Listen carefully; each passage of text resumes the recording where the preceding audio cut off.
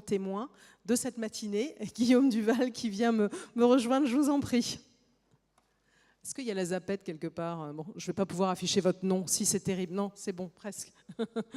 Bonjour, merci à vous d'être ici. Alors, vous êtes éditorialiste pour Alternative économique, mais là, vous prenez votre casquette du CD, vous siégez à la section de l'économie et des finances et à la section de l'environnement en tant que personnalité qualifiée.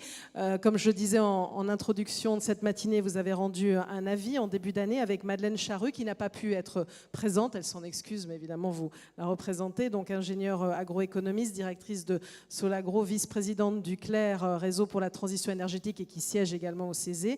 Donc cet avis, comment accélérer la transition énergétique, qui évidemment revient sur la mise en œuvre de la fameuse loi relative à la transition énergétique pour la croissance verte. Donc au regard de cet avis, que pensez-vous de cette matinée sur l'autoconsommation, Guillaume Duval? Bonjour, et tout d'abord, merci à Daniel Bourg, merci à Richard Loyen d'avoir associé le CESE à vos travaux dans cette maison. Effectivement, je dois excuser donc Madeleine, qui aurait été pourtant beaucoup plus compétente que moi pour vous parler de tous ces sujets. Quelques mots peut-être sur cette maison même avant d'attaquer le sujet de l'autoconsommation. Donc le CESE est souvent méconnu, mais pour ma part, j'ai acquis en y travaillant la conviction qu'elle joue et qu'elle pourrait jouer à l'avenir un rôle beaucoup plus important et utile dans ce pays, à la fois sur le plan de l'évaluation des politiques publiques, c'est un peu ce que nous avons fait sur le sujet de la transition énergétique, mais aussi plus largement sur la préparation du long terme. C'était le projet qu'avait Nicolas Hulot en particulier pour cette maison.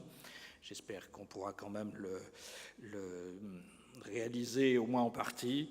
Je crois que c'est un type d'institution qui est très utile pour combattre, limiter les effets très négatifs que vous avez évoqués toute la matinée en ce qui concerne le solaire, mais c'est malheureusement pas le seul exemple, du stop and go qui peut résulter des alternances politiques et de l'absence de continuité de l'action publique.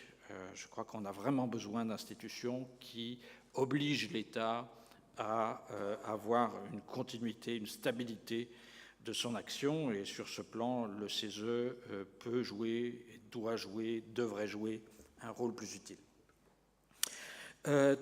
Deuxième mot avant de passer sur le sujet de l'autoconsommation à proprement parler. Quelques mots sur notre avis.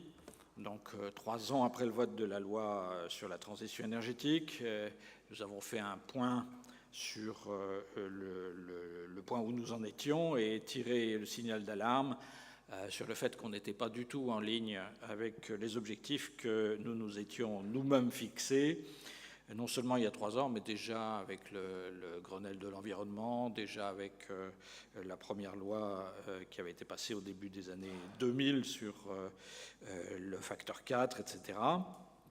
Donc les émissions françaises ont augmenté en 2015, 2016, 2017, comme vous le savez. On est le 2e pays d'Europe qui est le plus en retard sur ses objectifs 2020 de déploiement des énergies renouvelables.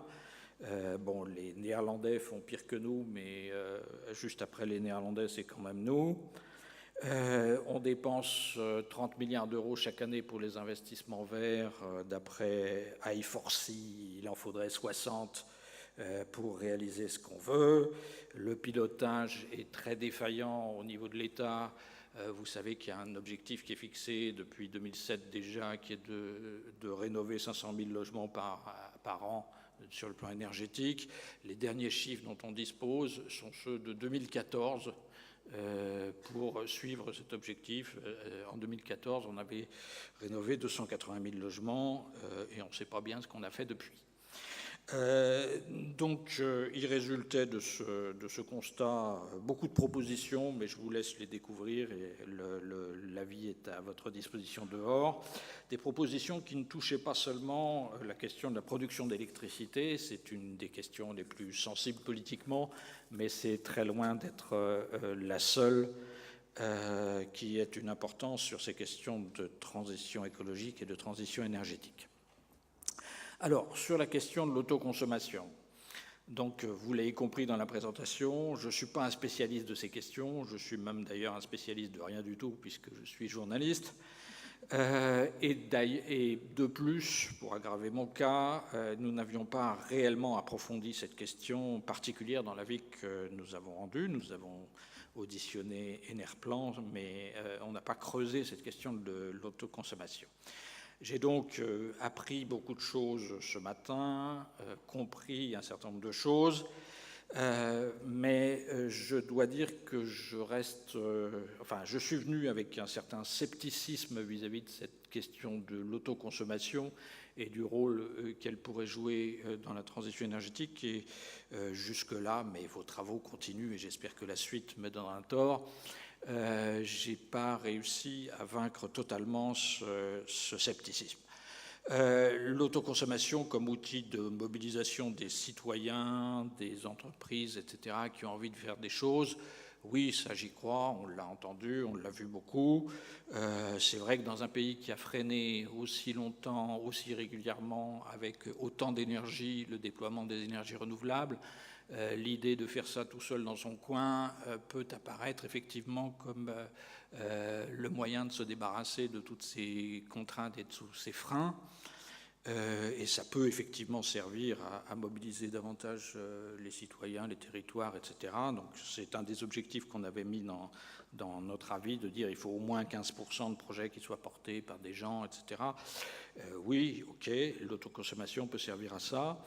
Pour autant, on a quand même une contrainte qui est très forte et qui n'est pas simplement celle de Maastricht, etc., qui est celle de produire le maximum de NR au coût le moindre, coût collectif le moindre. Et là, c'est vrai que de mon point de vue, mais peut-être que d'autres réussiront à me convaincre plus tard, je n'ai pas encore réussi à comprendre comment l'autoconsommation individuelle, en tout cas, pouvait répondre de manière crédible à cet objectif.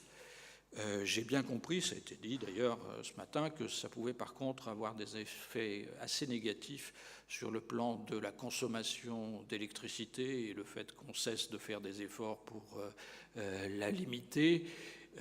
Mais en termes de déploiement de capital et d'investissement global, je ne vois pas comment une telle solution, en tout cas au niveau individuel, pourrait contribuer utilement à rattraper notre retard et à faire en sorte qu'on consomme, on produise beaucoup d'énergie renouvelable au moindre coût collectif. Alors collectif étant pas forcément public, hein, mais pour l'ensemble de la société française, y compris ses acteurs privés.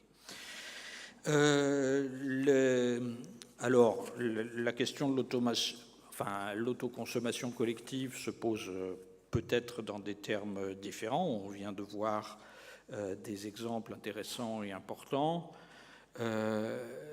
Donc, il y a des questions de régulation, etc., qui se posent, des questions de fiscalité importantes. Bon, si c'est un moyen pour les collectivités de reprendre la main sur la production d'énergie sur leur territoire, il y a peut-être des moyens plus simples qui seraient effectivement de redonner aux collectivités la possibilité de passer en régie la distribution et la production d'électricité sur leur territoire. C'est un des sujets que nous avons abordés dans notre avis, mais qui n'a pas suscité l'unanimité du CESE. Mais c'est effectivement le mouvement qu'on sent autour de ces questions et qui a été évoqué ce matin de la part de différentes collectivités en particulier, montre qu'il y a une réelle appétence pour reposer cette question, et ce serait peut-être un moyen plus simple, encore qui serait politiquement pas plus simple, mais un moyen plus efficace en tout cas de reposer cette question que remettre en cause l'interdiction des régies au niveau des collectivités locales. C'est une solution en tout cas qu'utilisent beaucoup de nos voisins qui sont moins en retard que nous sur la question du déploiement des énergies renouvelables. Mais en tout cas, ce qui me paraît important, c'est que je ne vois pas il ne faut pas que ce mouvement, dans toutes ses formes de développement, puisse se traduire par un affaiblissement du réseau, un affaiblissement des investissements considérables qui sont nécessaires dans le réseau pour l'adapter à la nouvelle donne de production décentralisée d'énergie renouvelable. Alors je sais qu'il y a d'autres raisons qui freinent Enfin, il y a d'autres raisons que l'autoconsommation, elles sont même beaucoup plus importantes aujourd'hui, qui freinent ces investissements. C'est notamment la situation financière d'EDF et ses difficultés et la situation plus favorable d'Enedis qui peut inciter à transférer un certain nombre de bénéfices pour compenser les pertes par ailleurs. Mais en tout cas, les mesures qu'on prend pour le développement de l'autoconsommation ne devraient pas, en tout état de cause à mes yeux, freiner, limiter les investissements dans le réseau. Alors ça implique sans doute des règles différentes d'aujourd'hui sur la manière de financer ce réseau, la manière d'assurer son financement, mais en tout cas c'est un souci qui me paraît important, enfin qui est important à mes yeux, mais je crois qu'il est important aussi pour l'avenir du pays dans ce domaine.